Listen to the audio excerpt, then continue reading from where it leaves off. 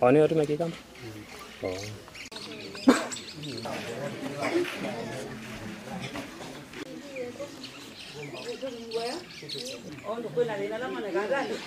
Kaanza mvua mkubwa pamoja na upepo strong na ikaharibu shule yetu.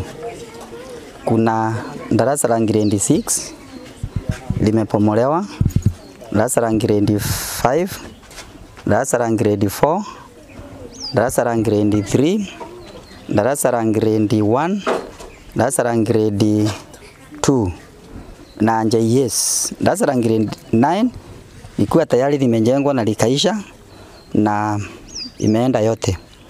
Kwa hivyo kuna uharibifu mkubwa sana ambao ulitendeka kwa sababu hata ofisi ya head teacher, ofisi ya deputy, ofisi ya curriculum yote imeenda, hatuna ofisi. Tuko na hasara kubwa sana. Na kwa hivyo nikaambia mwalimu vile tunafanya, heri nitumane wazazi wangu wakuje kuona vile shule yetu imeharibiwa. Na kwa kweli tulituma watoto wakaita wazazi, na ndio naona tuko na wazazi hapa hata kama sio wote. Ninauliza tu na wama kuomba kwa wale ambao wanasikia hii uharibifu kama wanaweza kutusaidia.